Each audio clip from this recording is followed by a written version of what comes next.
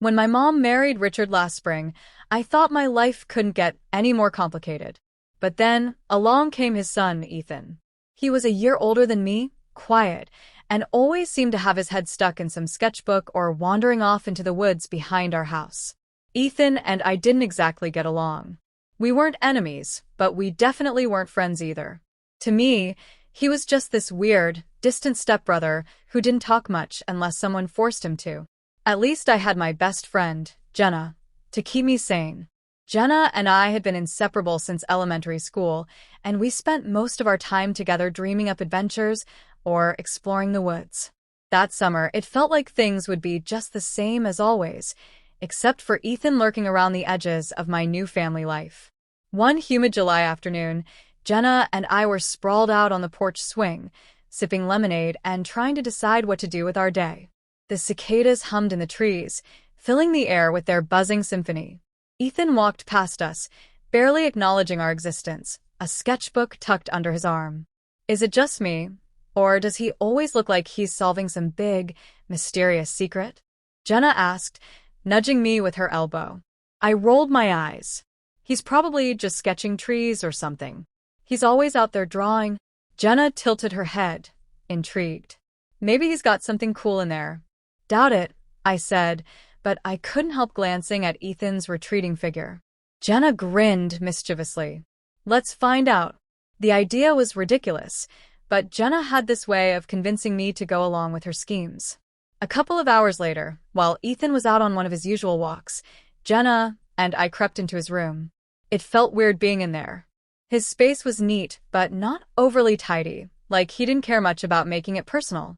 The sketchbook sat on his desk, its cover worn and smudged from constant use. Jenna grabbed it before I could protest. Come on, we're just looking, she said, flipping it open. What we found wasn't what I expected. The pages were filled with maps, beautifully drawn, with detailed trees, trails, and landmarks. One map, in particular, caught my attention. It showed the woods behind our house, but there was an area marked with a red X deep in the forest. Beside it, Ethan had scribbled strange little symbols and notes in the margins. Do you think it's a treasure map? Jenna whispered, her eyes wide with excitement. I frowned. It's probably just some fantasy thing he made up. You know, like a game. But what if it's not?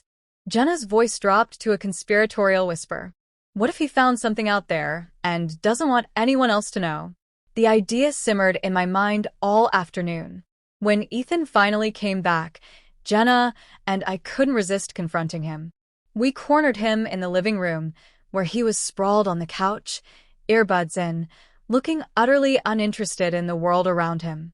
Hey, Jenna started, leaning against the arm of the couch. What's with the map? Ethan glanced at her, then at me. What map? I folded my arms. The one in your sketchbook. The one with the big red X. His eyes narrowed slightly, but he didn't seem surprised. You went through my stuff? We were curious, Jenna said unapologetically. So? What's the deal with it? For a moment, Ethan just stared at us, his expression unreadable.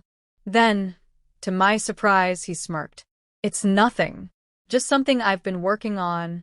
Jenna raised an eyebrow. Then you won't mind if we check it out. I expected him to argue, to get defensive, but instead, he shrugged. Sure. Let's see if you can figure it out. The way he said it made me feel like we were walking into some kind of challenge, a game he'd already decided we couldn't win. That only made Jenna more determined. The next morning, armed with the map we'd borrowed from Ethan's desk, Jenna and I met him in the backyard. He had his backpack slung over one shoulder and an infuriatingly calm expression on his face. You two ready for this? He asked, his tone half-mocking. Just lead the way, I shot back. The woods behind our house had always been my favorite place. Jenna and I knew the trails like the backs of our hands, or so we thought. The map led us deeper than we'd ever gone before, past the familiar clearings and clusters of pine trees. The air grew cooler as the canopy thickened, and the sunlight filtered through the leaves in dappled patterns. Ethan walked ahead of us, annoyingly confident, while Jenna and I tried to make sense of the symbols and notes on the map. Look, Jenna said, pointing to a cluster of rocks marked on the page. That's gotta be the spot. But when we reached the rocks, there was nothing there, just moss and dirt. Ethan leaned against a tree, arms crossed, watching us with a faint smirk. "Wrong turn," he said. I scowled. "You could just tell us where it is." "Where's the fun in that?" he replied. The search continued, and as much as I hated to admit it, I was starting to enjoy myself.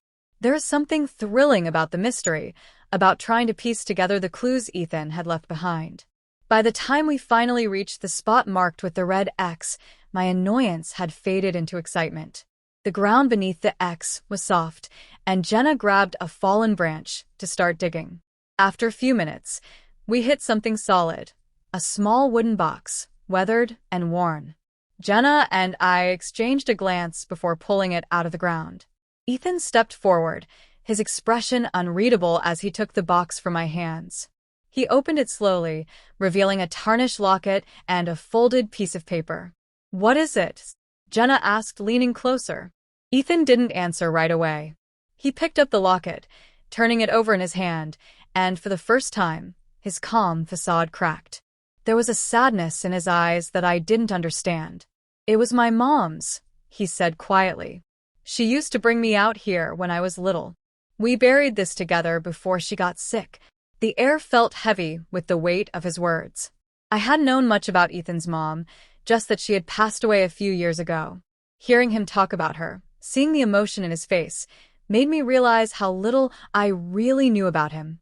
"I thought I'd lost it," he continued, his voice barely above a whisper. "The map was my way of remembering where it was." I didn't know what to say. Jenna, for once, was speechless too. The three of us stood there in silence for a moment, the woods around us alive with the sounds of birds and rustling leaves. Finally, Jenna broke the silence. "This is kind of amazing. Thanks for sharing it with us." Ethan glanced at her, then at me. "Thanks for being nosy enough to find it." The words were teasing, but his tone was softer than usual. I felt a strange warmth in my chest, a sense of connection that hadn't been there before. That summer, the woods became more than just a playground for Jenna and me. It became a place where the three of us forged an unexpected bond.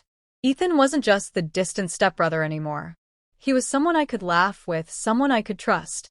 By the time fall rolled around, we weren't just family, we were friends.